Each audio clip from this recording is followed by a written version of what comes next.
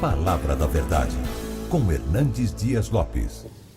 Meus queridos, vamos abrir a palavra de Deus. Profeta Zacarias, capítulo 4.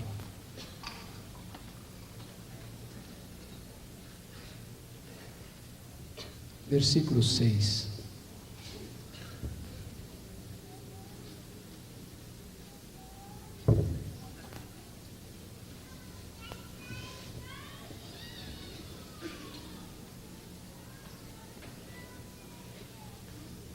Zacarias, capítulo 4, versículo 6.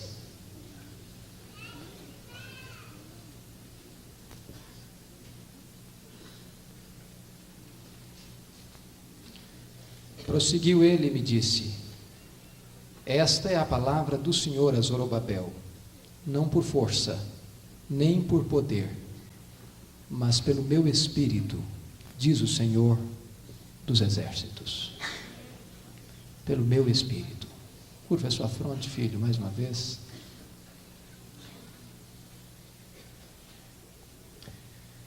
Deus bendito, tu sabes o quanto nós dependemos de ti. Senhor, nós estamos muito certos de uma coisa: se tu não falares, Deus, esta palavra será um eco no deserto. Mas se tu falares, meu Deus, os corações aqui vão ser abençoados, as vidas aqui vão ser despertadas, e coisas novas e grandes e tremendas vão acontecer. Deus, nós cremos que tu és o mesmo Deus do passado, porque tu não mudas. Tu falaste no passado, tu fizeste coisas grandes e extraordinárias, tu rasgaste os céus e desceste. Deus, nós cremos que tu podes fazer isso conosco. Senhor, aquilo que outras nações experimentaram, aquilo que outros povos receberam, oh Deus, nós precisamos também.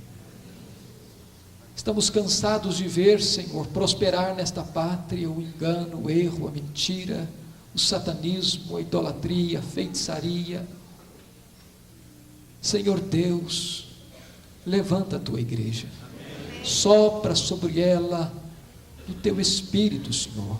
Acorda este povo santo e mais poderoso da terra, para que o teu povo, na força e na plenitude do teu poder, faça uma grande obra neste país e no mundo. Livra-nos, meu Deus, da reflexão sem a ação. Livra-nos, meu Deus, de estarmos simplesmente tendo deleite e prazer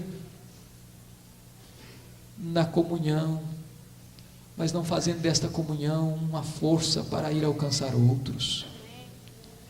Senhor Deus, abra o nosso coração agora, abra o nosso entendimento, retira, Senhor, toda ansiedade, ou toda preocupação, ou toda distração da nossa mente e do nosso coração. Dá-nos fome da tua palavra e sede de ouvir a tua voz.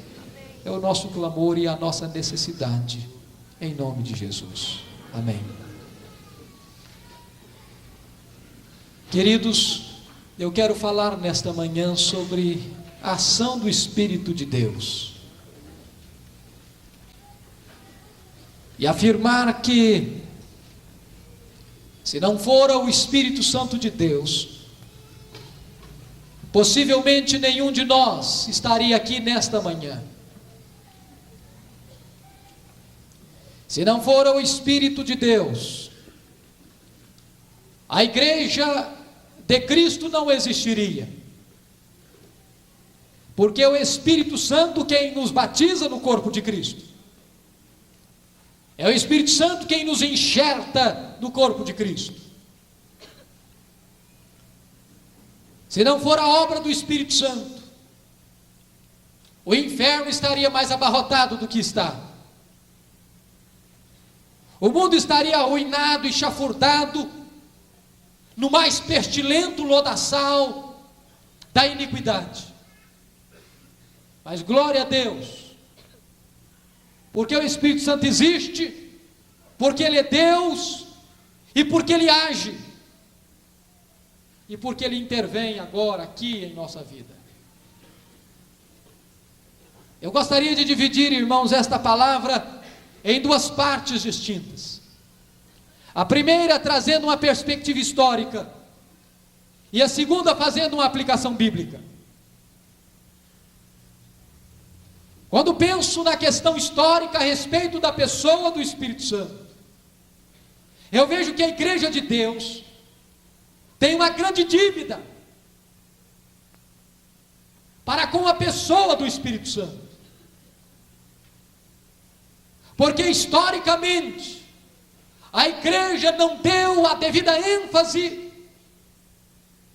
à pessoa e ao ministério do Espírito Santo de Deus. E este aspecto, este sintoma, não é alguma coisa contemporânea apenas, mas recua aos tempos mais idos da história da igreja. Se não, vejamos. Talvez um dos primeiros postulados teológicos da igreja cristã é o credo apostólico. E o credo apostólico, nós o temos ainda hoje, como parâmetro, como baliza da nossa fé, da nossa crença. E o nosso credo começa sendo: crer em Deus Pai, Todo-Poderoso, Criador dos céus e da terra. Há uma afirmação de crença em Deus Pai, e há uma afirmação e uma declaração da obra do Deus Pai. Quando fala da segunda pessoa da Trindade, creio em Jesus Cristo, que nasceu da Virgem Maria, foi concebido pelo poder do Espírito Santo, padeceu sob as mãos de Pôncio Pilatos, foi crucificado, morto, mas ressurgiu ao terceiro dia.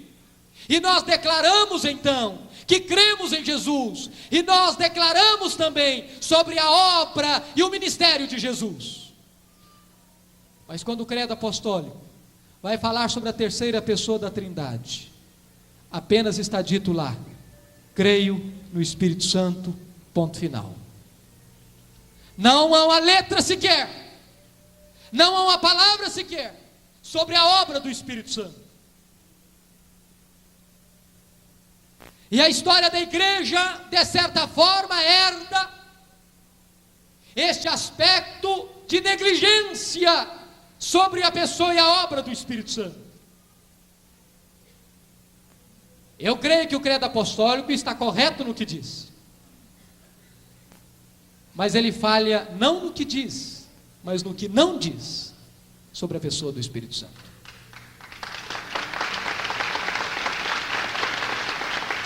Este reflexo, meus irmãos, perdura no período patrístico, no período da patrologia, no período dos pais da igreja. É bem verdade que o primeiro concílio geral da igreja, reunido em Niceia, no ano 325, para refutar as ideias heréticas do presbítero de Alexandria, Ário, Constantino convoca aquele concílio. E Atanásio, com galhardia, com desassombro, com firmeza doutrinária e ortodoxa, refuta as ideias heréticas de Ário. E ali naquele primeiro concílio fica definido a doutrina ou dogma da Trindade. Mas o que se define fundamentalmente ali não é a pessoa do Espírito Santo, mas a divindade de Jesus Cristo. E para quem acompanha as grandes disputas teológicas da história da igreja, sabe que após esta definição do concílio niceno, houve um regresso, ou uma regressão, para um grande despertamento das ideias arianas na história da igreja. E é com o corifeu da patrística, com o luminar dos pais da igreja, Agostinho, é que ele vai escrever uma famosa obra, Trinidade ou Trindade, e vai declarar então a crença mais profunda na Trindade, mas não há um estudo exaustivo sobre a pessoa e a obra do Espírito Santo. Assim nós entramos no período medieval, assim nós entramos no período escolástico, assim nós atravessamos 1000 anos de história da igreja, do século V ao século XV, chamado período das trevas, onde, mais uma vez, o Espírito Santo não recebe a devida ênfase que merece nas Escrituras, pelo estudo dos teólogos e da Igreja de Deus. Então surge a reforma no século XVI, surge na plenitude dos tempos, porque este acontecimento vem depois de toda uma preparação, de um cenário que Deus mesmo patrocinava. Deus já levantara homens do Jaez, do Quilate, de John Wycliffe.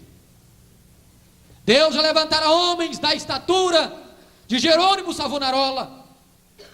Deus já levantava homens da postura invergável de John Hus.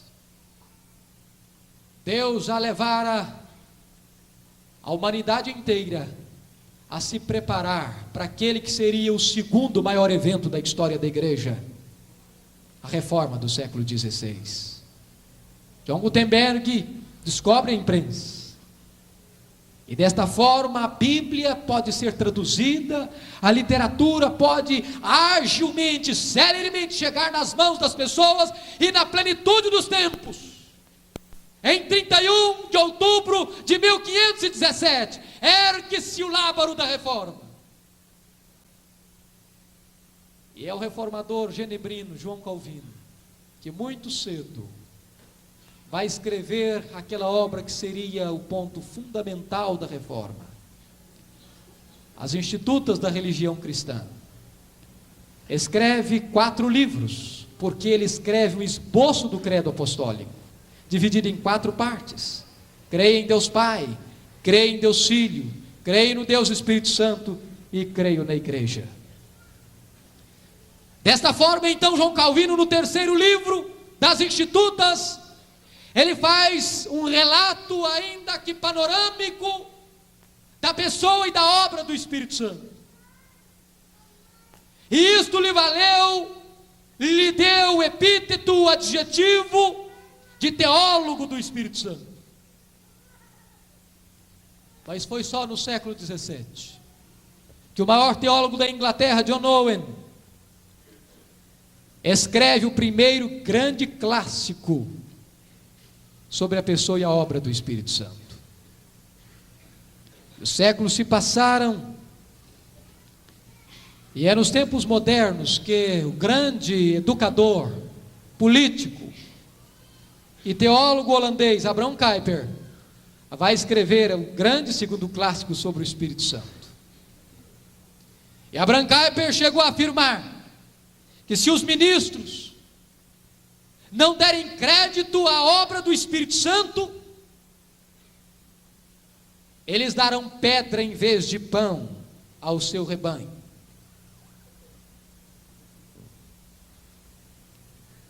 Mas, irmãos, eis que raia o século XX, e o ser humano tem um grande problema. É o problema de ficar ou num extremo, ou no outro extremo. E com um movimento que eclodiu em 1906 nos Estados Unidos, chamado movimento pentecostal, a doutrina do Espírito Santo, que ficara tão relegada a um plano secundário, assume uma primazia de interesse. E a partir daí, alguns ramos evangélicos começam a falar quase que apenas e exclusivamente sobre o Espírito Santo. Uma verdade, quando ela é super enfatizada em detrimento de outra verdade, ela pode se desvirtuar. Dr. John Stott escreveu um dos livros mais preciosos para a Igreja de Deus hoje, cristianismo equilibrado. Ele diz que nenhuma obra Satanás tem mais pressa em fazer do que levar a igreja para os extremos. Se a igreja não dava importância ou ênfase à pessoa e à obra do Espírito Santo, agora levanta-se um outro grupo e só fala do Espírito Santo, só prega sobre o Espírito Santo, só fala em dons espirituais e se esquece de anunciar todo o conselho de Deus. Enquanto uns têm medo do Espírito Santo e não falam sobre o Espírito Santo e acreditam que os dons cessaram, que o Espírito Santo já não age mais hoje, que o Espírito Santo recebeu uma carteira de aposentadoria e já não age mais. Há outros que pensam que só se pode e só se deve falar sobre o Espírito Santo. E tanto uma coisa errada quanto outra também é, porque os extremos perdem o equilíbrio da verdade. O maior teólogo do nosso século, Dr. J. Packer, no seu precioso livro Na Dinâmica do Espírito, ele fala que o Espírito Santo tem um ministério de holofote. O Espírito Santo é como um holofote. Quando você caminha por uma cidade bela, à noite, contemplando, admirado a beleza das arquiteturas, a beleza dos monumentos, você fica encantado e embevecido. Mas você pode fazer isso, contemplar isto, graças à luz de um holofote escondido que projeta a sua claridade àquelas estruturas. Queridos, o Espírito Santo tem o ministério do holofote. Ele veio não para revelar a si mesmo. Ele veio não para proclamar a si mesmo. Ele veio não para propagandear a si mesmo. Ele veio para apontar para Jesus. Ele está dizendo à igreja: olhe não para mim, olhe para Jesus, creia em Jesus, obedeça a Jesus, siga Jesus, ande com Jesus. Uma vida cheia do Espírito, irmãos, é uma vida cristocêntrica. É uma vida cristocêntrica. Desta forma nós podemos afirmar insofismavelmente que a obra do Espírito Santo ela é tão importante quanto a obra de Jesus na cruz.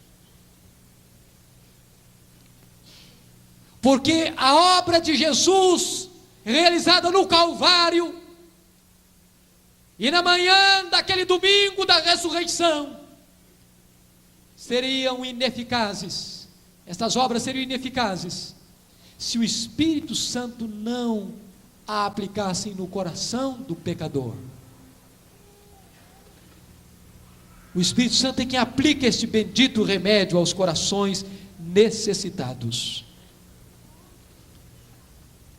Mas hoje, queridos irmãos, é muito importante dizer, e mormente no Brasil, quando se faz um clamor de norte a sul, de leste a oeste, por um despertamento e por um avivamento, a igreja corre o risco de confundir a questão do avivamento com a questão carismática.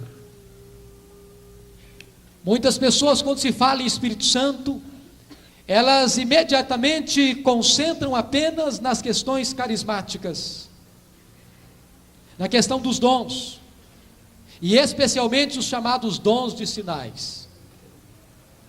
E quem esteve no primeiro congresso do ano passado aqui em Lavras, lembra-se bem da palavra do professor Otto, que nós não deveríamos nos chamar de apenas carismáticos, mas de pneumáticos, porque carisma é apenas um apêndice, é apenas um ponto da obra gloriosa, fantástica do Espírito Santo. Isso não significa dizer que nós não somos carismáticos. Isso não significa dizer que nós vamos negar a contemporaneidade dos dons. Isso não significa dizer que nós não vamos crer que o Espírito Santo age hoje e faz prodígios e maravilhas ainda hoje. Isso significa dizer que nós não afirmamos apenas isto, mas temos uma visão global de toda a obra do Espírito Santo. Queridos, eu quero colocar um segundo ponto ainda dentro desta primeira parte histórica. É a necessidade profunda de se reenfatizar a autoridade do Espírito Santo na vida da igreja. Surgiu no século XVII um grande conflito, um grupo que foi depois cognominado de Quakes. Este grupo começou a ensinar o seguinte: nada importa a não ser a autoridade do Espírito Santo, nada importa a não ser a luz interior, a experiência íntima, ainda que as Escrituras não digam nada a respeito. Meus irmãos, isto é uma coisa muito perigosa. Partir para o experiencialismo subjetivista, sem base nas Escrituras. Nós não podemos buscar um avivamento de experiencialismo sem fundamentação na palavra. Avivamento sem Bíblia é fogo de palha, que levanta grandes labaredas, mas deixa atrás de si cinzas e muita destruição. Avivamento precisa seguir as balizas das Escrituras. E quando nós seguimos as Escrituras, nós não negamos as experiências. Porque o Evangelho que cremos é o Evangelho do poder de Deus.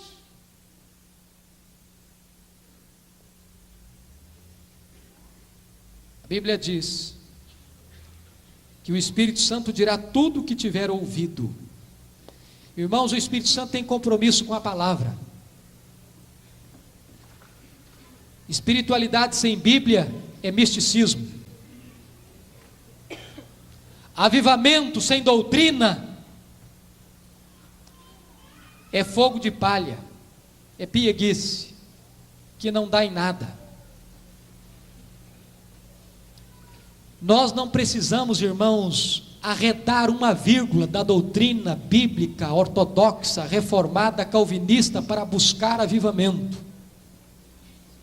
Nós não precisamos jogar a nossa confissão de fé na lata do lixo. Nós não precisamos abjurar da crença reformada e bíblica. Já dizia o grande Spurgeon: calvinismo é apelido, calvinismo é doutrina bíblica. Mas nós precisamos mais do que de ortodoxia, nós precisamos mais do que doutrina bíblica, nós precisamos de poder e do óleo do Espírito. Nós precisamos, não é deixar a doutrina de lado, não, é banhar esta doutrina com o óleo do Espírito.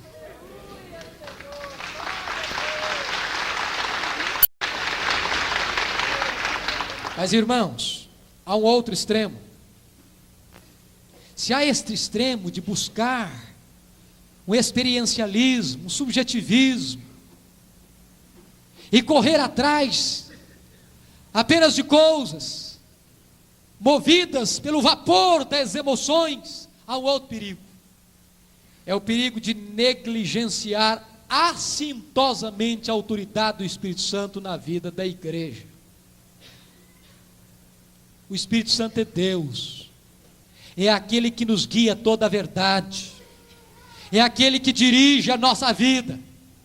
E hoje, irmãos, infelizmente, nós não temos percebido esta liderança do Espírito na vida da igreja. Uma das coisas que mais me impressionou, quando nós estivemos com a caravana lá em Quacisabanto, na África do Sul, foi perceber a profunda seriedade com que aqueles irmãos tratam a autoridade do Espírito Santo na vida da igreja. Eles não tomam nenhuma decisão, seja grande, seja pequena, sem antes dobrar os joelhos, dizer: Espírito Santo, qual é a tua vontade? Quem de nós ainda não ouviu falar ou já não sabe de tantas decisões que são tomadas na igreja, na carne? Quantas assembleias de igrejas locais para eleger diácono, presbítero ou pastor? Quantas reuniões de presbitério, quantas reuniões de sínodo, ou até de Supremo Concílio, que as decisões são tomadas na véspera, que os votos são buscados, são catados, às vezes até comprados, computadorizados, e quando se reúne então, tem-se o desplante de orar e dizer: Espírito Santo, agora orienta a nossa decisão. Isso é blasfêmia, isso é pecado, porque as decisões já foram tomadas antes, com conchavos, com arranjos, com acertos. Irmãos, é preciso voltar ao período apostólico, quando a igreja se reúne em concílio. Diz a Bíblia que ao final eles chegaram à conclusão: pareceu bem ao Espírito Santo e a nós. Precisamos buscar, meus irmãos, precisamos orar por isso, para que as pequenas e as grandes decisões da igreja sejam tomadas sob a direção e a submissão do Espírito Santo de Deus. Quais são as razões dessa negligência, meus irmãos? Falta de seriedade de vida com Deus, falta de avivamento. Nos meados do século XIX, aconteceram grandes avivamentos, como os irmãos sabem, na Inglaterra, nos Estados Unidos, na Escócia, no país de Gales, na Irlanda do Norte. E quando o avivamento vem, meus irmãos, a primeira coisa que acontece é que a igreja começa a andar no Espírito, e a viver no Espírito, e a obedecer o Espírito. Mas quando este avivamento passou, meus irmãos, a igreja começou a se preocupar com outra coisa. Porque quando o Espírito Santo vem, meus irmãos, ele muda tudo. Não para pior, mas para nos conduzir dentro da palavra. Eu quero afirmar insofismavelmente nesta manhã que avivamento não é mudança de liturgia. Nós podemos fazer confusões quanto a isso. Podemos achar que um culto animado é um culto avivado, ou que um culto onde haja um instrumental, às vezes até machucando um pouco os nossos ouvidos, ou que um louvor em que levantamos os braços e que dizemos glória a Deus e amém e aleluia, aí está havendo avivamento. Não necessariamente. É possível, os irmãos sabem disso, encenar tudo isto.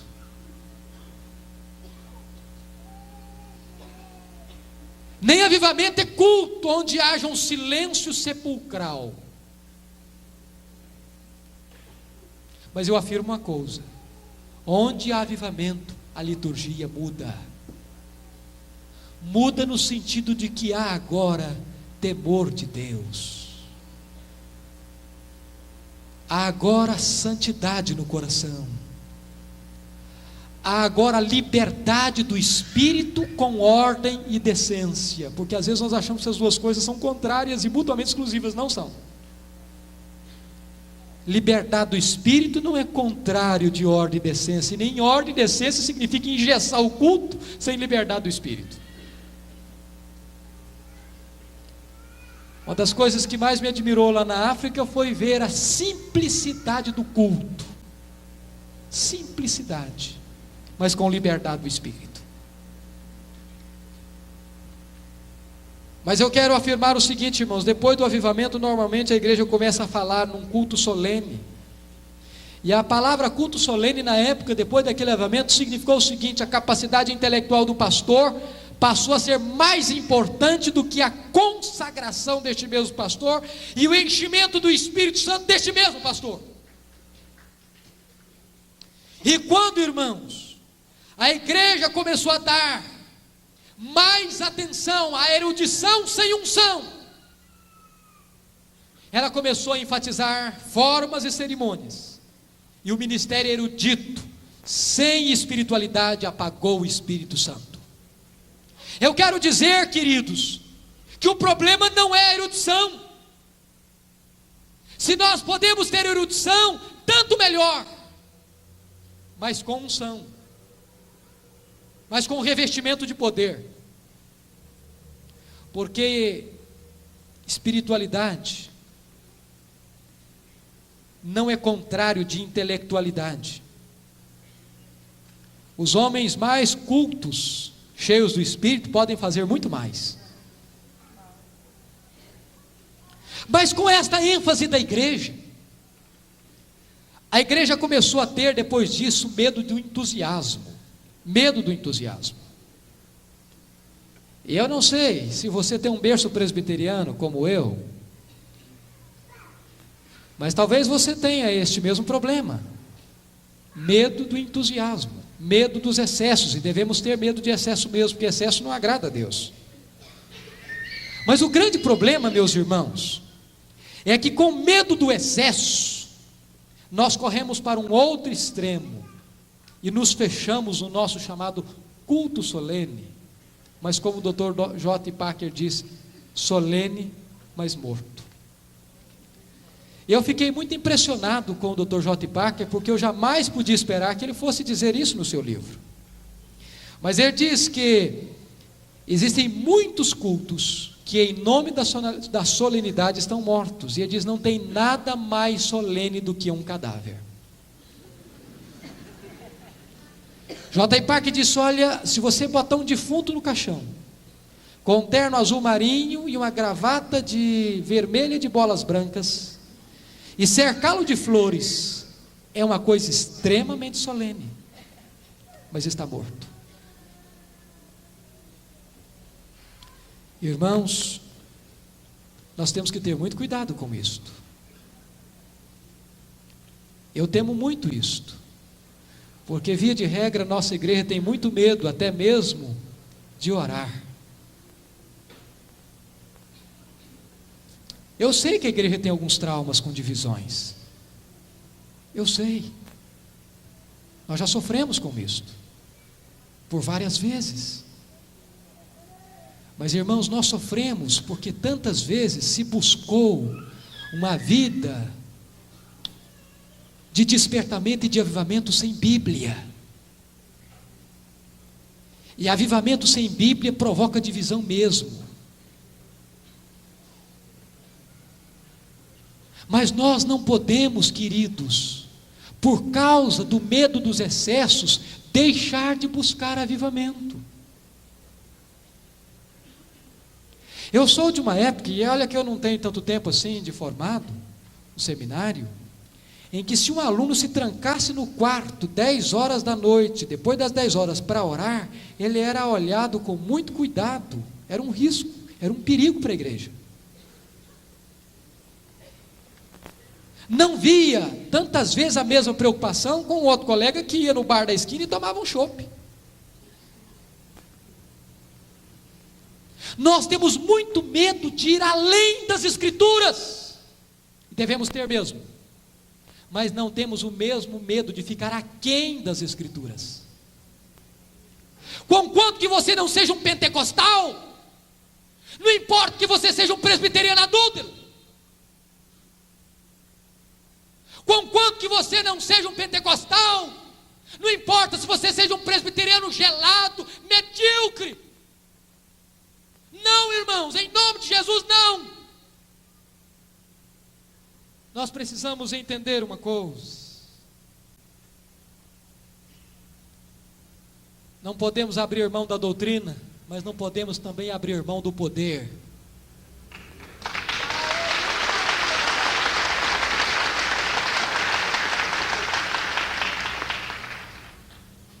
Sabe, eu amo muito a minha igreja. Eu não sou pastor presbiteriano porque acho interessante, mas é por convicção. Mas há algumas coisas que me doem o coração. Nós temos, e proclamamos isso, sem muito acanhamento, uma boa doutrina, para não inchar um pouco o peito e dizer que é a melhor doutrina. Reconhecidamente, segundo os próprios elementos de fora, nós temos o melhor sistema de governo. Alguns chegam a afirmar que nós até temos, possivelmente, pastores bem preparados. Irmãos, mas a despeito de termos tantas coisas melhores, a nossa igreja está diminuindo de tamanho. A nível nacional, o crescimento da igreja é inferior à taxa de crescimento da população. E eu quero concitar os irmãos a entender uma coisa: então alguma coisa está errado. Não é com Deus, não é com a nossa doutrina, não é com a palavra de Deus, não é com o nosso sistema de governo. Alguma coisa está errada na nossa vida. Jesus disse que a boa semente produziria a 30, a 60 e a 100 por um. Hoje a semente não tem produzido nem a 1%. Se nós multiplicarmos os sermões pregados, ou somarmos os sermões pregados nas nossas igrejas, não dá uma conversão por sermão.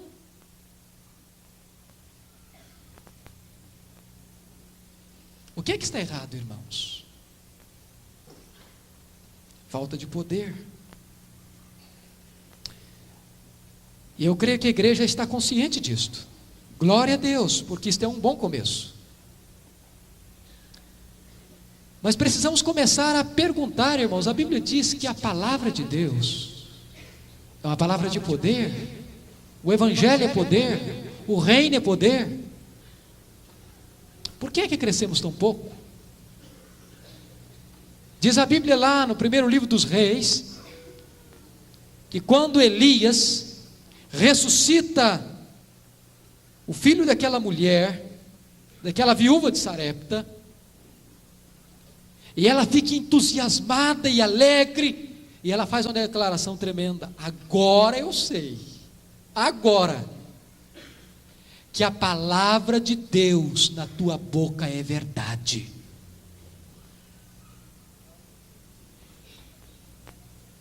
Quando Elias falava, as coisas aconteciam. Quando Elias orava, a morte recuava e dava lugar à vida. Quando Elias orava, as chuvas cessavam. Quando Elias clamava, os fogos de Deus desciam. Quando Elias orava, as torrentes de Deus encharcavam a terra. Mas a palavra de Deus é verdade na sua boca? Quando você prega, as coisas acontecem, os corações se derretem, a convicção de pecado. Às vezes nós estamos apenas como Geazi, carregando um bordão profético e botando o bordão no rosto do menino morto, mas o bordão na nossa mão não tem nenhum poder. E eu estou certo que pelo menos a grande maioria de nós prega sermões ortodoxos, sermões bíblicos, exposições fiéis às Escrituras, mas as coisas não estão acontecendo. O problema não é o bordão, o problema é quem carrega o bordão. Sabe, irmãos, eu creio firmemente que chegou a hora da igreja começar a pensar sobre estas coisas. Mas eu quero partir para o segundo ponto da minha palavra, da minha meditação com os irmãos. Agora, numa perspectiva bíblica sobre o Espírito Santo. A igreja precisa examinar qual é o ministério do Espírito Santo na vida da igreja. E uma das primeiras coisas que eu encontro na Bíblia é que o Espírito Santo convence de pecado. Sejamos honestos, irmãos, o maior problema que nós enfrentamos hoje é a pequena convicção de pecado que nós temos tido. Nós estamos nos acostumando com o pecado. O pecado está se tornando uma coisa comum, corriqueira, normal, e nós já começamos a dizer: não, isso não tem nada a ver, todo mundo faz.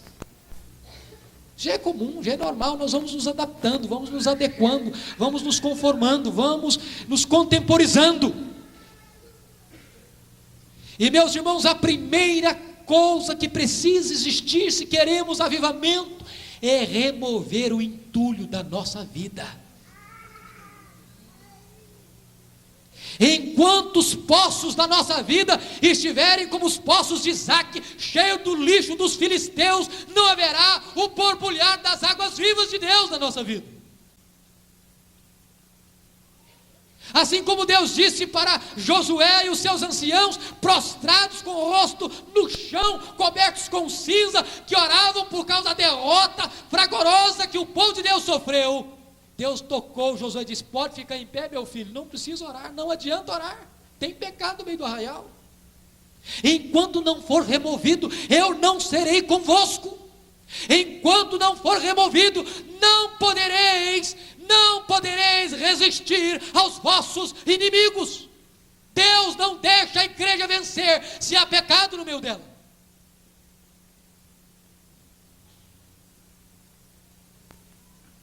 Queridos, se a nossa vida tiver como a vida do sumo sacerdote Josué, no altar de Deus, mas com vestes sujas, Satanás vai ficar ali do lado direito para opor. Nós não podemos, irmãos, ministrar, seja no púlpito, seja na classe de escola dominical, seja as crianças, seja na praça, seja na rua, seja onde for, se há vestes sujas em nós.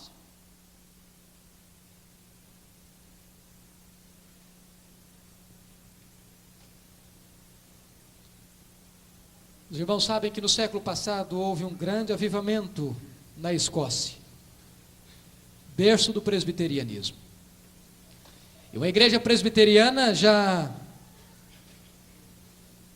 trabalhara há 10 anos, sem que houvesse nenhuma conversão, a despeito do esforço extenuado do pastor e de algumas pessoas da igreja.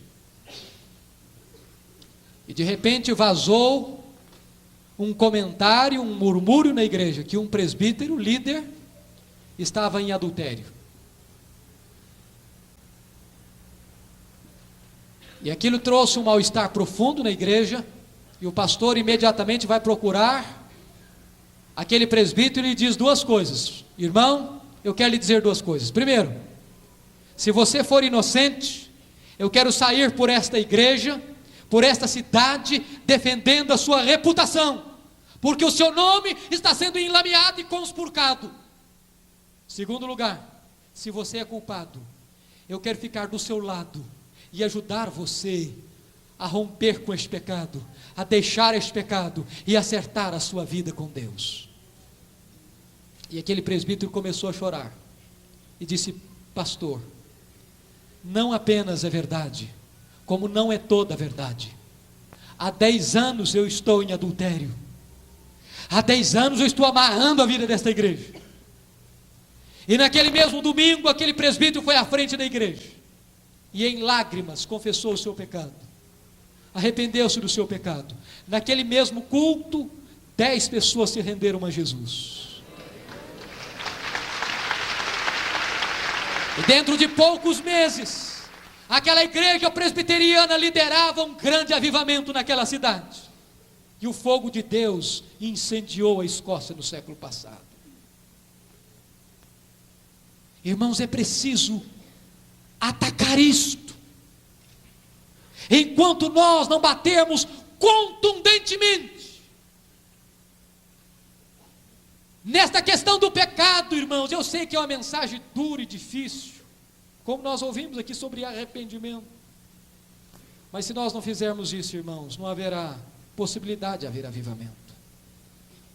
Não adianta botar uma máscara ou pintar com alguns cosméticos ou dar uma feição diferente. É preciso mudar mesmo de vida. É preciso pregar corajosa e veementemente sobre esse assunto. Não pode acontecer como aconteceu na mesma Escócia no século passado, que o pregador foi a uma igreja fazer um trabalho. De repente, quando ele se levanta para ir ao púlpito, um irmão puxou o paletó e disse: olha, pastor, o senhor não pode pregar aqui sobre jogo, porque tem algumas pessoas aqui importantes na igreja que gostam de um baralhozinho, de uma fezinha e tal. Então seria muito constrangedor se o senhor tivesse que tocar nesse assunto. Aí ele vai um pouquinho mais à frente, alguém puxa um paletó e diz: olha, pastor, não fala aqui sobre bebida alcoólica não, cerveja, vinho, porque os presbíteros aqui gostam de um gole. E o Senhor vai constrangê-los muito. Esses homens não podem ficar chateados comigo. Ele vai mais um pouquinho, o outro puxa o paletó e diz: pastor, aqui o senhor não pode falar sobre dança, porque a moçada da igreja gosta depois do culto ir para uma discoteca, só um pouquinho. Então o senhor dá uma controlada aí, não toca nesses assuntos não. O pregador chegou ao púlpito um tanto perplexo, confuso, e disse: olha, irmãos, eu estou muito confuso, porque eu não posso pregar sobre o jogo, não posso pregar sobre bebida alcoólica, não posso pregar sobre dança, eu não sei nem o que eu vou falar aqui, a questão do pecado. Aí um irmão lá no fundo do santuário ergueu a mão e disse: pastor, prega sobre os judeus, não tem nenhum judeu aqui. Tem muito pregador fazendo isso. Ele prega aquilo que o povo não precisa ouvir. É uma mensagem açucarada, é uma mensagem para agradar, é uma mensagem para que o auditório aplauda o pregador, mas não saia triste consigo mesmo.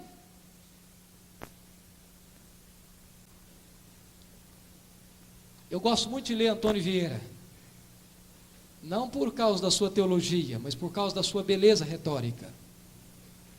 E há uma coisa que ele disse que é verdade. Falando da parábola lá do semeador, eu disse que a semente que caiu à beira do caminho, aconteceu duas coisas com ela: os homens pisaram e as aves dos céus a comeram. E ele dizia então: a semente que o diabo tem pressa em comer é a semente que os homens têm pressa em pisar. Porque aquela semente que os homens não pisam, o diabo não tem pressa em comê-la. Aquele sermão em que depois da pregação o pessoal passa: oh, mas que beleza, pastor, mas que mensagem maravilhosa, mas continua com a mesma vida, com o mesmo pecado. Essa semente o diabo não tem pressa em comer. Que o auditório saia triste consigo mesmo, ou até triste com o pregador, mas que se arrependa. Esta é a palavra de Deus. Meus irmãos, segundo lugar, o Espírito Santo não só convence de pecado, o Espírito Santo é aquele que regenera. George Whitefield pregou 300 vezes sobre o novo nascimento. Chegou um ponto que o povo estava saturado de ouvir essa mensagem. Ele disse: olha, você não tem outro sermão não? Eu falei: enquanto você não nascer de novo, não pare de pregar. Agora, há um livro, foi lançado recentemente, Crentes que Precisam de Salvação. Interessante isso. Tem muito crente, irmãos, que não converteu-se ainda, não foi regenerado ainda, não é nova criatura ainda, ele fez apenas algumas reformas, mas a estrutura é a mesma. Tem muita gente que acha: o fulano de tal parou de fumar, parou de beber, reconciliou com a mulher, aluno da escola dominical, agora está tudo bem. Está igual a história do Eliseu lá. Ele começou a orar, o menino aqueceu, mas ele não parou, ele não queria apenas aquecimento, ele queria vida. Tem muita gente na igreja que apenas está aquecido, mas ainda não tem vida. Eu acho bonito quando Jesus fala para Nicodemos, e foi um discurso longo com ele, e ele não entendeu a coisa. Diz: olha, eu vou te ilustrar uma coisa. Você quer entender o novo nascimento? Olha para o vento. O vento sopra onde quer. Ouves a sua voz, não sabes nem de onde vem e nem para onde vai. Assim é todo aquele que é nascido do Espírito. E a primeira coisa que me vem aqui, irmãos, é que então o Espírito Santo de Deus, ele é livre, porque ele sopra aonde quer. Como nós precisamos aprender isso, irmãos? Porque muitas vezes nós temos aquela tendência equivocada de achar aquele fulano ali, aquele ali é um candidato potencial para conversão, mas aquele lá não precisa nem pregar. O fulano lá está perdido mesmo, tem mais gente perto não. Muitas vezes, irmãos, nós estamos soprando onde o Espírito nunca soprou. Mas muitas vezes onde nós achamos que não vale a pena soprar, é aí que o Espírito Santo sopra. Ele é livre.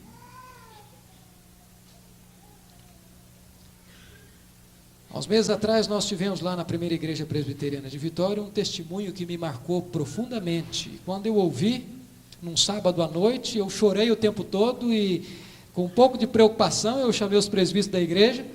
Disse: olha, irmãos, o homem é meio penteca, mas a gente precisa de ouvir aquele homem. Porque o testemunho dele é um negócio assim, muito forte. Se vocês toparem assumir comigo, nós vamos chamar o homem. Os irmãos toparam e ele veio, e foi uma bênção para a igreja. Mas o testemunho daquele homem me marcou profundamente. Otávio de Carvalho, um menino criado no espiritismo, na macumbaria. Na adolescência fez cabeça, tomou banho de sangue e ervas estragadas e entregou a sua vida para Satanás. Mas mesmo aqueles apetrechos todos no pescoço, com a cabeça raspada, a sua tia evangélica o levou a uma igreja evangélica, e lá na hora do apelo, daquele jeito mesmo, ele foi à frente e disse ter tido um encontro com Jesus ali, na palavra dele. Mas frequentou a igreja um tempo e depois saiu e se desviou e mergulhou no alcoolismo, maconha e depois cocaína, tornou-se um viciado inveterado. Depois mergulhou no mundo do homossexualismo e depois tornou-se um travesti. Em 1984 ele ganhou o título de Miss Gay do Brasil. No auge da sua fama e do seu sucesso, como o homem e mulher mais bonito do Brasil, ele é chocado, aturdido por uma preocupação do grupo, a famigerada AIDS. A princípio se pensava que esta doença era uma doença preconceituosa contra os homossexuais. E então reuniram todo o grupo e foram fazer o exame. No dia que foram apanhar o resultado, e eles descrentes que pudessem estar com aquele problema, todo o grupo abriu os envelopes, negativo, negativo, negativo, negativo, negativo, e o dele era o último, e o médico fez questão de não entregar.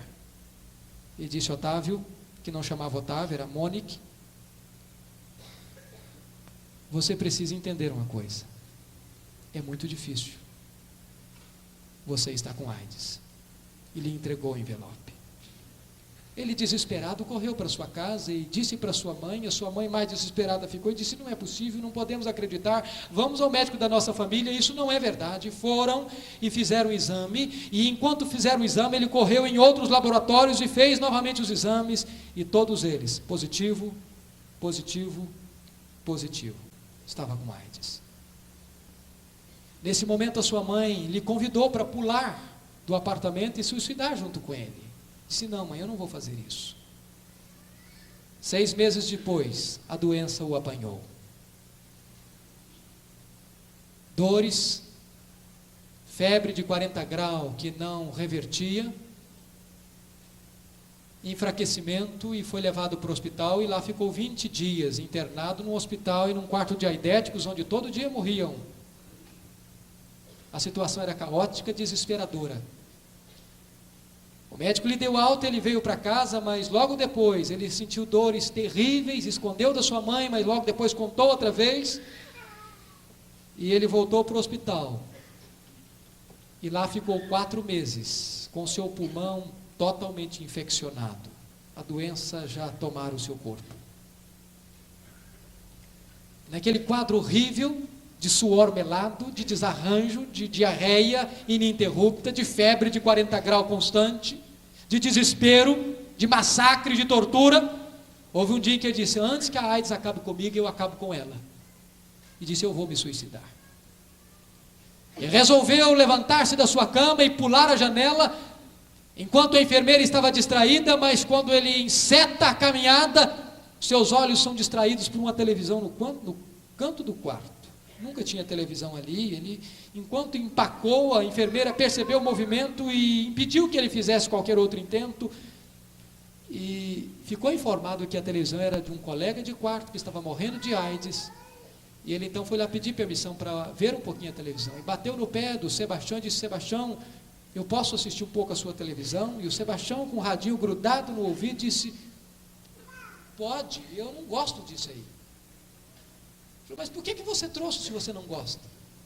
Diz: foi minha família que trouxe, eu gosto mesmo de ouvir a mensagem de Deus aqui no meu radinho. E então Monique, o Otávio, disse: você é crente?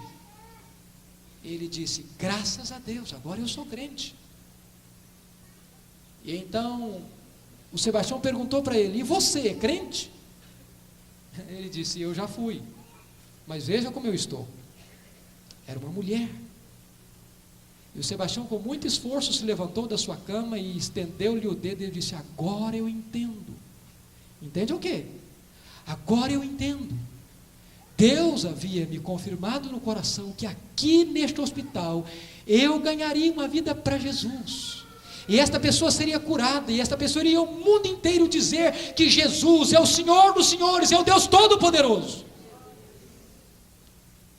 E o Otávio ficou muito espantado e disse: você está brincando? Deus não tem nada a ver com um homem como eu. Olha o que eu sou. Eu estou morrendo de AIDS. E ele disse: amanhã mesmo você sairá de alta deste hospital. E o Otávio então lhe disse: mas então, se este Jesus que você fala tem tanto poder, por que ele não cura você também? Por que ele só tem poder para curar a mim e não a você? E o Otávio lhe disse: porque este é o seu propósito. O propósito de Deus não é curar a todos. Eu estou preparado para ir, e Deus me preparou para isto. Mas o plano dele para você é que você seja curado e vá contar isso para todo mundo. Naquela noite, para espanto dele, ele dormiu a noite toda e acordou sequinho, sem suor e sem desarranjo. A radiografia do seu pulmão, que mostrava a complicação tremenda e irreversível daquela infecção, desapareceu misteriosamente da cabeceira da cama, e o médico brigou muito com ele, porque ele era um paciente rebelde, pensando que ele tivesse dado um fim naquela radiografia, e disse: não, eu não dei um fim. E então disse: então você vai ter que fazer outra radiografia. E na primeira feita que eu tinha feito, eu tinha desmaiado quando o médico pediu para prender a respiração, tamanha era a dor. E ele disse: eu não posso prender a respiração, porque eu vou desmaiar. E o médico disse: se você desmaiar, nós vamos te levantar. Você tem que prender a respiração. E então, com muito medo, ele prendeu a respiração, e dor nenhuma aconteceu. Tirada a radiografia, houve um pânico no hospital. O pulmão dele estava limpo como o pulmão de uma criança. Mas chegou o médico que cuidava dele há 4 meses, porque este era um médico plantonista, e disse: olha, Otávio, alguma coisa está errada, talvez eles trocaram a sua radiografia. Não pode ser, não é a sua, você está com uma infecção terrível, e eu estou te acompanhando há 4 meses, vamos voltar à sala de radiografia e vamos tirar outra, porque isso não é verdade. Voltaram e tiraram a outra radiografia, pulmão limpo como de uma criança. E naquele mesmo dia, então, ele teve alta. Ele chegou em casa e disse para sua mãe, que era também macumbeira, agora estava no candomblé, disse: mamãe, não me proíba, por favor. Entrou no seu quarto, pegou seus vestidos caros de seda e travesti e rasgou-os um a um. Pegou os objetos de candomblé e os quebrou um a um. Mamãe, traga uma tesoura. Enfiou a tesoura no cabelo e disse: agora eu quero ter voz de homem, cabelo de homem, vida de homem, eu quero agora ser um homem de Deus. E ali começa um processo tremendo na vida dele. Foi para uma igreja, e Deus disse para um adolescente, logo depois de adolescente, uma jovem, muito moça ainda: você vai orar por um moço com doença incurável. E naquela oração mesmo, Deus havia lhe confirmado: este moço vai ser o seu companheiro. Mas ela era namorada e noiva de um músico da igreja. E ela orou por ele. E não tardou para que ela começasse a gostar dele. Quando declararam isso para ele, ele a procurou e disse: olha, filha, você é louca. Eu sou homossexual, eu sou um travesti. Eu nunca gostei de mulher, eu nunca senti atração por mulher nenhuma. E além disso, eu tenho AIDS. E a moça com galhardia olhou para ele e disse: o meu Jesus cura a AIDS como cura uma gripe. E para ele não é nada impossível.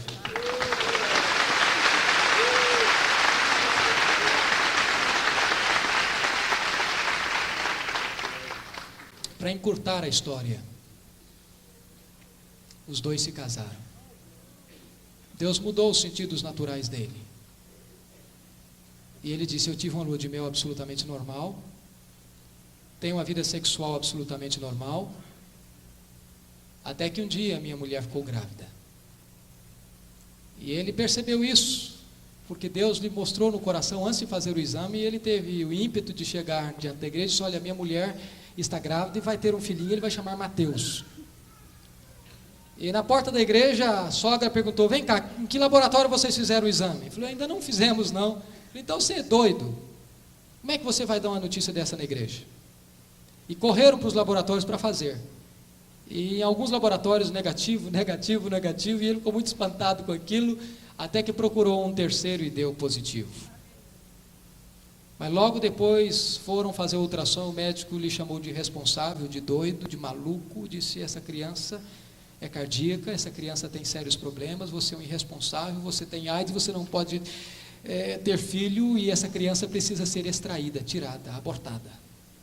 Eles entraram em pânico, tira, não tira, e a mulher com a mesma fibra disse: não, se Jesus nos deu, nós vamos ter essa criança. E ele resolveu e perguntou ao médico: vem cá, eu quero saber pelo menos o sexo da criança. E o médico olhou e disse: é uma menina. Dupla frustração para ele. Acabado o tempo da gravidez, nasceu com saúde, não uma menina, mas o Mateus. E ele foi à nossa igreja. E eu fiquei muito impressionado, porque depois do testemunho eu disse: vocês querem conhecer minha esposa? Vocês querem conhecer o Mateus? Lá estava um menino bonito, robusto, com 5 anos de idade, entrando com a mãe pelo corredor da igreja. Jesus o curou das drogas, Jesus o curou do homossexualismo, do travestismo, da feitiçaria, e fez dele um pregoeiro da sua palavra, porque o espírito é livre. Ele vai a uma sala de hospital e pega um aidético ostracizado, um travesti, e faz dele um pregador. Glória a Deus. O espírito é soberano, porque ele sopra onde quer.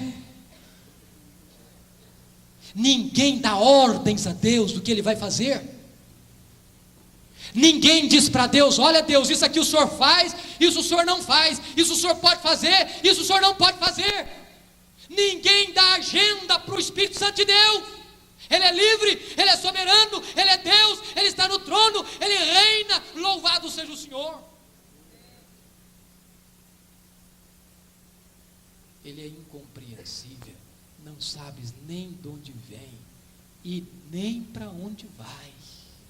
Cabe a você escutar a voz do Espírito. Ainda, querido, o Espírito Santo é aquele que nos santifica. Sabe, o missionário Stanley Jones afirmou uma coisa muito dura. Ele disse que pior do que o comunismo, pior do que o budismo, pior do que o hinduísmo, pior do que o maometismo, pior do que o espiritismo, pior do que o romanismo, pior do que todos os ismos, é o subcristianismo. É um crente que se diz crente e vive como um mundano, como um profano, que não leva Deus a sério, que é pedra de tropeço, que é rocha de escândalo. Certa feita, os evangelistas da Índia foram evangelizar Mahatma Gandhi. E quando chegaram, disseram: Gandhi, nós queremos lhe falar de Jesus, do nosso Cristo. Ele diz: no vosso Cristo eu creio, eu só não creio no vosso cristianismo. Queridos, nós temos que buscar a vida de santidade, porque sem santidade não há autoridade. Sem santidade não há poder. João Batista, quando ele orava e clamava por um avivamento, por uma intervenção de Deus, para que toda a terra visse a salvação de Deus, ele disse: antes preparai o caminho do Senhor. Mas como se prepara o caminho do Senhor? Primeiro aterrando todo vale. Tem vale na sua vida, meu irmão? Tem vale na sua vida? Tem buraco na sua vida? Tem cratera na sua vida? Tem fosso na sua vida? Quais são esses vales? É a amargura, é o ressentimento, é o ódio, é a inveja, é a altivez, é a soberba, é a ganância, é o adultério, é a fornicação, é a mentira. Quais são os vales da sua vida? Enquanto existir vale, o Espírito de Deus não virá poderosamente sobre a sua vida. É preciso aterrar estes vales em nome de Jesus. Ele disse: todo monte será cortado, será nivelado. Enquanto existe orgulho, soberba no seu coração, enquanto o trator de Deus, enquanto o arado de Deus não penetrar a terra do seu coração, e não rasgar o seu coração, e não deitar por terra toda altivez, toda soberba, todo orgulho, não haverá avivamento para a sua vida.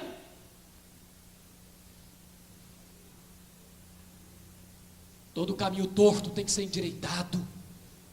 Vida dupla, máscara, capuzes, mentira.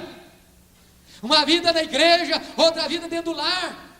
Como Naamã, herói lá fora, em casa leproso. Enquanto você tiver vida dupla, enquanto você usa máscara, enquanto você tiver uma vida de farsa, de mentira, de engodo, de engano, não haverá avivamento. O caminho torto tem que ser endireitado em nome de Jesus.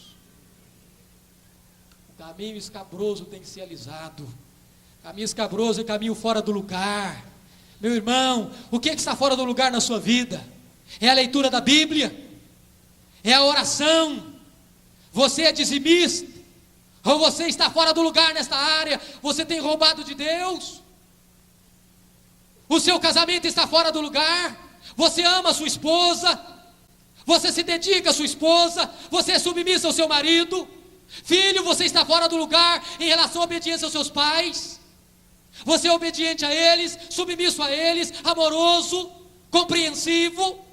Pai, você está fora do lugar em relação ao seu filho? Você é um pai ranzinza, um pai amargo, um pai ditador, um pai duro, austero demais, provocando seu filho a ira?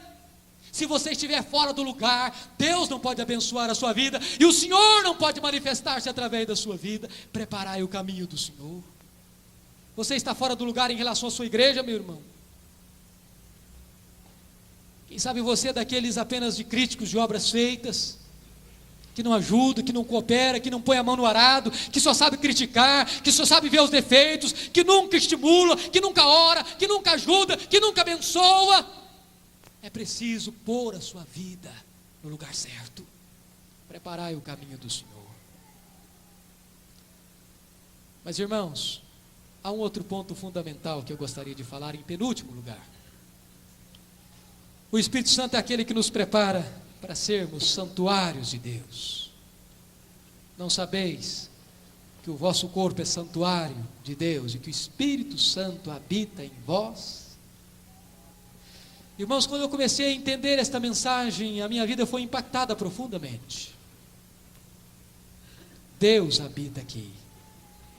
Deus disse para Moisés, lá em Êxodo 25:8: e me fará um santuário, para que eu possa habitar no meio do povo. Deus quer habitar com o povo, mas como? Aquele santuário era apenas uma figura de um santuário que seria permanente à nossa vida. Eu quero que você examine comigo, irmãos, algumas lições daquele santuário e aplicando na sua vida hoje. Deus ordenou que Moisés escolhesse uma madeira, e ele mesmo disse: olha, todo o santuário será feito segundo as minhas ordens, e tudo quanto eu falar, todo o meu projeto há de ser feito, porque Deus queria que a nossa vida fosse totalmente submissa ao Senhor Deus. E Deus disse: olha, é a madeira de acácia. Por que madeira de acácia? Por que Deus não escolheu os cedros do Líbano? Por que Deus não escolheu madeira nobre? Por que Deus não escolheu as madeiras de lei da época? Foi escolher logo a acácia, uma madeira do deserto, torta, espinhosa, que nenhum marceneiro a escolheria, porque a acácia é símbolo da maldição do pecado, da natureza humana. Mas agora imagine comigo, a primeira coisa que era para ser feita, é que agora os lenhadores tinham que sair de machado em punho, e lá derrubar as árvores, cortar as raízes. Se você quer ser santuário de Deus, habitação de Deus, irmão, o machado de Deus tem que cortar as raízes que ligam você ao mundo, ao deserto, ao pecado. Agora eu fico a pensar aquelas toras de acácia, umas mais espinhosas, outras mais tortas que outras, mas todas toras, diferentes umas das outras, como diferentes nós somos. Mas agora há uma outra ordem: serra-se esta madeira, tábuas iguais. As tábuas têm que ser iguais. Agora não há mais diferença. Agora não tem uma mais torta, uma mais espinhosa do que a outra. Todas são tábuas e tábuas iguais. Porque Deus quer a unidade do seu povo. Mas não foi apenas isso. Há uma ordem que se engatasse as tábuas, e se fizeram então um ponto de engaste em cada tábua, para que cada tábua ficasse engatada uma na outra. Porque Deus não quer fenda no seu santuário, porque Deus não quer brecha no seu santuário. Deus quer que estejamos juntos, unidos, porque só assim o mundo crerá, disse Jesus. Mas estas tábuas não tinham que ser colocadas deitadas, tinham que ser postas de pé. Porque Deus quer a sua igreja de pé e não deitada, em posição de combate e não em posição de descanso e de omissão, de sonolência. Mas aquelas tábuas não podiam ser colocadas na areia do deserto, porque o deserto é símbolo da maldição do pecado. Aquelas tábuas tinham que ser levantadas em cima de bases de prata, porque prata fala da redenção. E entre você e o mundo, a cruz de Jesus. E agora aquele santuário é levantado, e diz a Bíblia que agora Deus ordena que se cobrisse o santuário com ouro, porque ouro fala da glória de Deus. De tal maneira que quando Deus olhava para aquele santuário, Ele não via acácia, Ele não via a maldição do pecado, Ele via o ouro da sua glória. Quando Deus olha para a sua igreja, Ele vê a sua igreja gloriosa, sem mácula e nem ruga e sem defeito, a noiva do Cordeiro. Mas por que o santuário foi construído? Aquele santuário tinha 3 divisões: o átrio, o lugar santo e o santo dos santos. Sacrifício, serviço e adoração.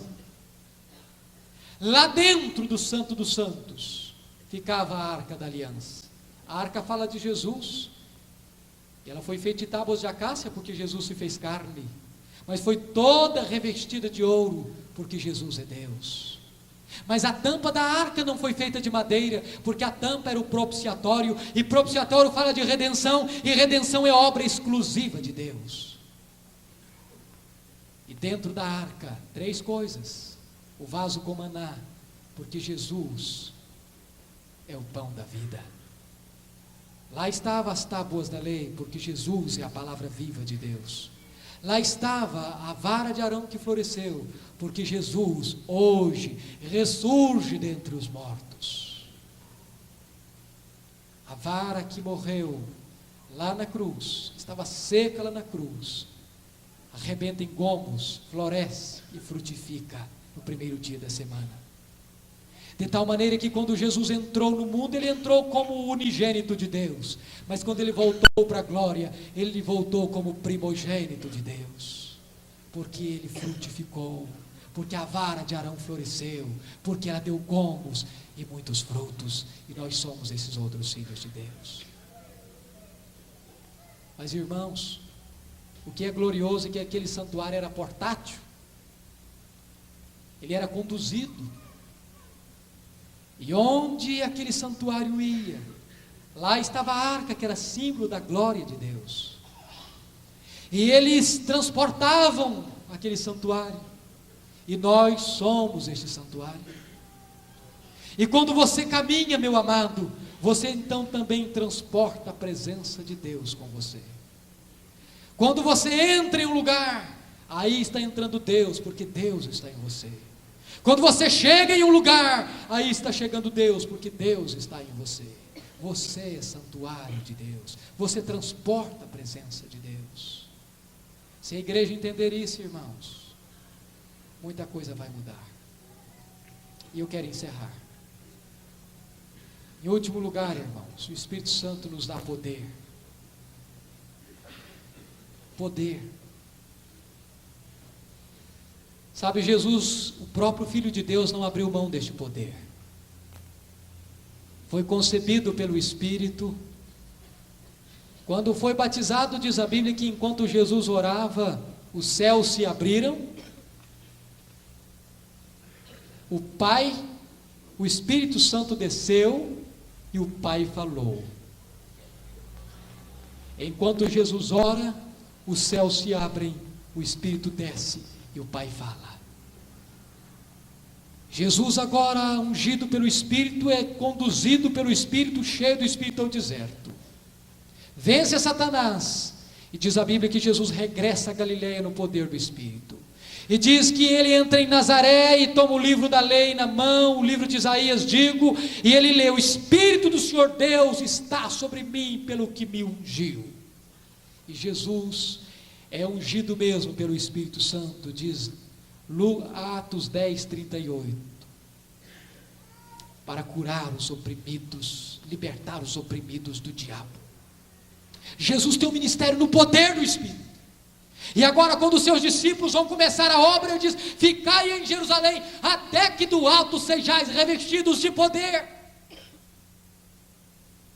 E ele retoma e diz: esta é a promessa do meu Pai. E ele chega em Atos e diz: ficai, porque não muito depois desses dias, recebereis a promessa do Pai, e sereis batizados com o Espírito Santo. Os discípulos perguntam: o Senhor, vai ser nesse tempo que o Senhor vai restaurar o reino a Israel? E diz: não vos compete saber, nem tempos e nem épocas, nem cronos e nem kairos, mas recebereis poder, ao descer sobre vós o Espírito Santo, e sereis minhas testemunhas. Irmãos, poder é para testemunhar, é para a pregação da palavra, é para anunciar o Evangelho de Jesus Cristo. Eu fico pensando, queridos, hoje, da profunda necessidade nossa de poder, olhando para a igreja da Coreia. A igreja que mais cresce na Coreia é a igreja presbiteriana. Mas o que me impressiona não é isto. O que me impressiona é que aquela igreja, quando vai comprar um lugar para retiro, antes de construir a quadra de futebol, ou a piscina, ou a quadra de tênis, aquela igreja tem a preocupação de construir algumas cavernas de oração. E o povo vai para lá orar. E sabe, é por este motivo que nós vemos mais de 1 milhão de pessoas se convertendo na Coreia, porque aquele povo busca poder para testemunhar. Hoje nós temos medo até de falar em monte. Parece que orar no monte é um negócio escandaloso. E eu não estou dizendo que orar em monte é um negócio assim que tem que ser envolvido com um negócio místico, etc. Mas, meus irmãos, eu me lembro da experiência de um colega presbiteriano. Ele foi orar no monte, e quando ele voltou, o conselho da igreja dele se reuniu. Disse: pastor, para com isso. Pastor presbiteriano não ora em monte, não. Se o senhor quiser continuar, o senhor não serve para ser nosso pastor. E ele ficou muito chocado com aquele negócio e disse: mas eu não sabia disso. Falei: pois é, o senhor tem que parar com isso. Falei: tudo bem, eu paro, mas eu queria fazer um pedido para os irmãos. Então faça. Por favor, vão pelo menos uma vez comigo. Depois que nós formos, nós vamos parar com essa conversa. Não vamos mexer com isso mais não. E os presbíteros toparam. E foram. Sabe o que aconteceu no dia seguinte? o conselho se reuniu e comprou o monte.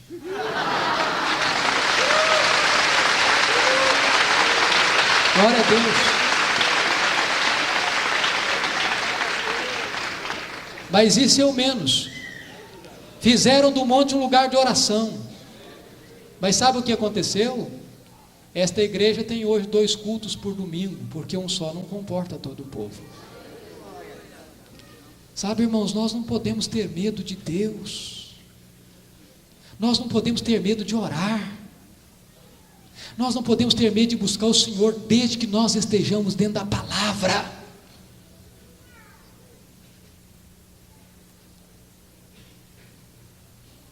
Há um pastor presbiteriano, eu sei que muitos aqui o conhecem, e eu vou dizer isso porque ele proclama isso também. Pastor Ricardo, que está na igreja 12 de agosto em Aracaju. Quem o conheceu no seminário disse que ele era aquele tipo de seminarista que dava úlcera em calouro.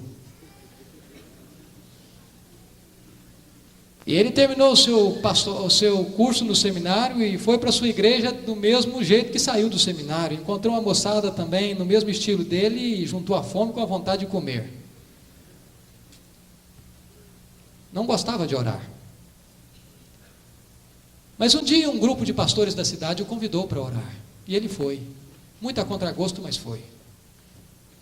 Em lá chegando, eles se ajoelharam e todos começaram a orar e ele também se ajoelhou. Mas ele não aguentou orar, porque quem está na carne, irmãos, oração é um negócio entediante, cansa, fadiga. E ele então resolveu: você quer saber de uma coisa, que eu vou embora, eu não vou ficar aqui. E ele então se levantou e se dirigiu à porta de saída, e quando ele estava quase se aproximando da porta, este moço foi jogado, literalmente pelo Espírito de Deus, ao chão. E eu quero dizer para os irmãos que nós não podemos confundir, como disse o Dr. Lloyd Jones, histeria com obra do Espírito. Esse negócio de gente cair, chorar, dar tremelique, dar tremedeira e fazer um monte de coisa a mais e levantar do mesmo jeito que caiu, isso é histeria, isso é obra da carne. Mas aquele moço caiu e chorou 1 hora no chão, mas se levantou um outro homem. Glória a Deus. Ele chegou em sua igreja e começou a pregar sobre o novo nascimento, sobre santificação, sobre o enchimento do Espírito Santo, e a igreja foi revolucionada pelo poder de Deus. E aquela igreja está provocando e produzindo uma obra extraordinária em Aracaju. A última informação que eu tive do Ricardo é que numa conferência missionária naquela igreja, ele recebe o chamado de Deus para ir para além-mar e trabalhar com as missões estrangeiras. Irmãos, nós precisamos de poder. Se queremos um ministério abençoado, não podemos abrir mão de poder. Eu achei muito interessante que eu fui pregar em Recife, na formatura do seminário, há 2 anos atrás, e ao término da minha mensagem, um irmão bateu no meu pé e disse: olha, o senhor tem que sair pela porta dos fundos. Eu falei: por quê? Porque esse tipo de sermão não se pode pregar aqui em Recife. Eu não sabia disso. Mas um seminarista, mas ele estava brincando. Deus abençoou aquela palavra. E um seminarista correu para mim, me abraçou e chorou e disse: eu preciso te dizer uma coisa. Deus tem me tocado profundamente. E eu preciso dizer uma experiência para você. Eu falei: o que foi? Eu fui pregar na igreja do Ricardo. Depois dessa experiência. E os irmãos sabem que seminarista do 4º ano tem a impressão de que é o maior teólogo do mundo. E que não deve nada a Spurgeon. Ele então colocou os melhores sermões na sua pasta e corajosamente foi para Aracaju. E quando ele chegou na casa do pastor Ricardo e estava ali, não tardou para que uma mulher chegasse, desesperada, e disse: pastor, pelo amor de Deus, o senhor precisa correr lá perto de casa, tem uma mulher possessa, quebrando tudo dentro de casa, e ninguém consegue controlar a mulher. E o pastor Ricardo disse: que coisa interessante, acaba de chegar um homem preparado para isso. E o seminarista tremeu dos pés à cabeça e quase fez como James Kennedy: eu vim avisar que eu estou indo embora. Mas ele não conseguiu dizer isso. E o pastor disse: agora nós vamos lá. E o seminarista foi tremendo, com calafrios na alma. E quando chegaram, o quadro era pior do que tinha se pintado. De longe se ouvia grunhidos e gritos. E quando chegaram, solenemente o pastor Ricardo disse: seminarista, o quadro é todo seu, pode entrar. E ele trêmulo entrou, abriu a porta, e quando ele esboçou a primeira palavra, a mulher lhe deu um tapa na cara e jogou ao chão. E no chão ele ficou, humilhado, nocauteado, vencido, derrotado. Mas ali no chão, como Sansão, agarrado entre as colunas, ele começou a orar. Disse: Deus, eu ainda sou teu servo. Minha vida está fraca, rasa e sem poder, mas por favor, Senhor, restaura o poder. E ele orava chorando em voz baixa, e enquanto ele orava assim, a mulher caiu, e quando ela caiu, ele levantou. Porque diante de Deus, humildade, diante do diabo, autoridade.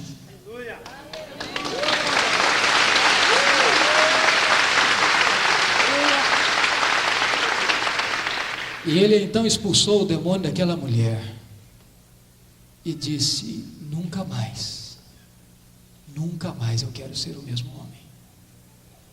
Eu compreendo que eu não posso exercer o ministério sem poder. Irmãos, nós precisamos deste poder. Sabe, se a igreja começar a perceber qual é o poder que está à sua disposição, esta igreja revoluciona uma nação. Preguei domingo passado em nossa igreja lá em Vitória e contei um fato chocante, que talvez muitos de nós aqui não sabem, que uma das ditaduras mais opressivas do mundo era na Romênia. Ceausescu era um homem carrasco, sanguinário. Reinava na Romênia um regime de opressão, de perseguição, de morte, de fome, de sangue. Uma polícia secreta terrível. No dia 15 de dezembro, agora, de 1989, há menos de 4 anos atrás, a polícia chegou à casa do reverendo Toderick, pastor reformado, na cidade de Timisoara, para expulsá-lo. E os 200 membros da sua congregação rodearam a casa, impedindo a polícia que o expulsasse. A polícia correu para buscar reforço, e o povo de Deus engrossou fileiras, e uma pequena multidão se ajuntou ao redor da casa, para resistir.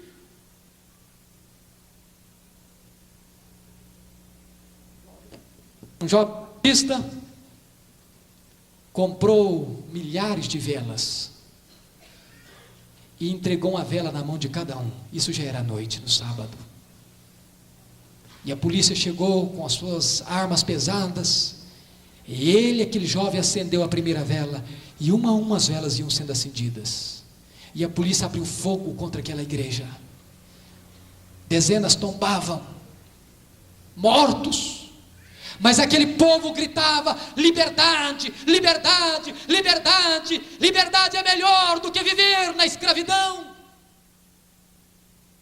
Aquele moço que acendeu a primeira vela tomou um tiro na perna e a sua perna foi amputada. E perguntaram: filho, você está arrependido? Ele disse: não, eu perdi uma perna, mas acendi a primeira vela.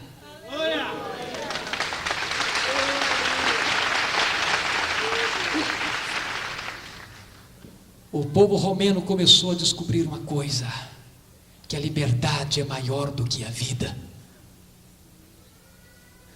Uma moça pentecostal de Timisoara começou a cantar em praça. Nós não somos criaturas feitas ao acaso, nós não somos macacos, nós somos criaturas de Deus. Deus existe, Deus existe, Deus existe.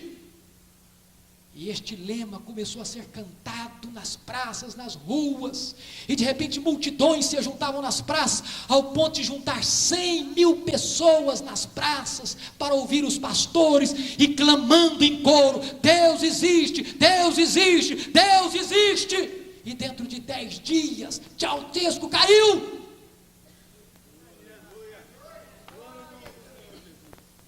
E para dizer uma verdade gloriosa, a igreja da Romênia, nesses 3 anos, está passando por um poderoso avivamento, glória a Deus.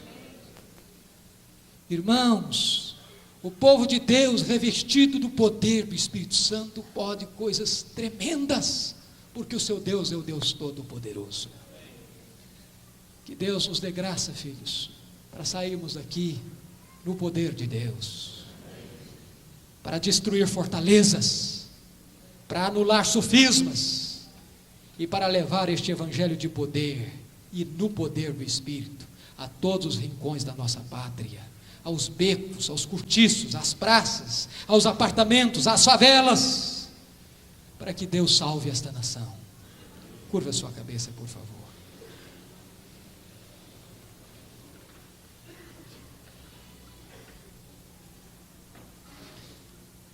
Eu quero orar com você agora, irmão, mas eu gostaria que você se ajoelhasse para orarmos.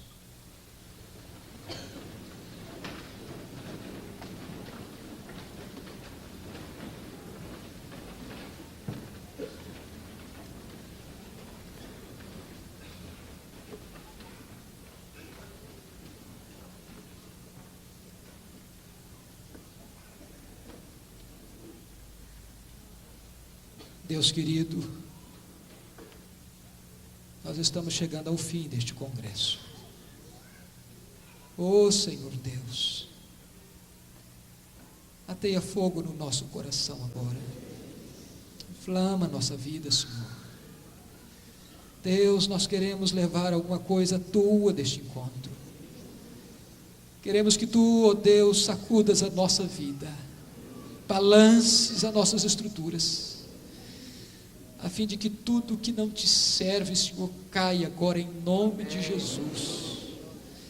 Como andrajos, trapos e farrapos sejam tirados da nossa vida agora em nome de Jesus. Queremos uma vida de santidade, de pureza, de rendição incondicional aos teus pés. Deus bendito, abra os nossos olhos para vermos o quão poderoso tu és. Deus, se tu és poder, se tu és todo poderoso, e se somos teus filhos, não podemos viver vida de fraqueza, Senhor. Reveste os teus filhos com o poder do teu Espírito nesta manhã. Leva os teus filhos como um exército valente, valoroso, poderoso, para ser usado em tuas mãos. Deus, visita o coração dos teus filhos. O Senhor sabe o que vai em cada coração aqui.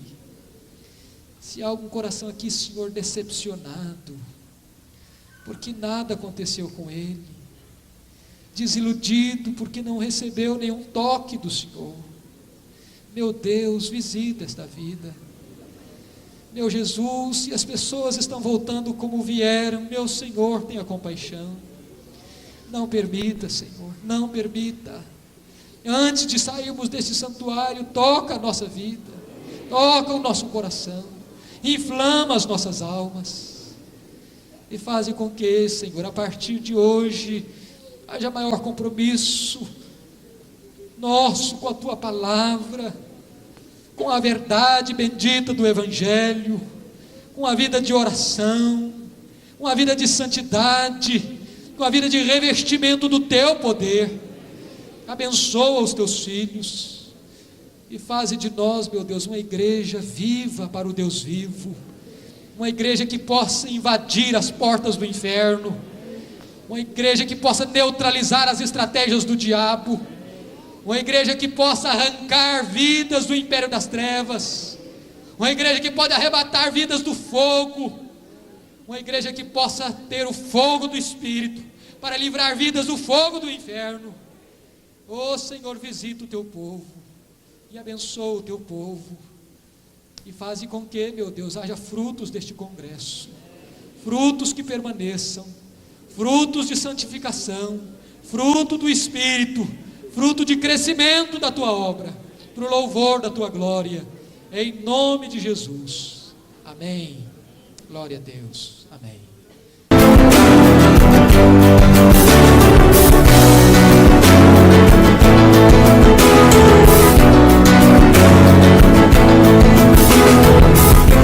Palavra da Verdade, com Hernandes Dias Lopes.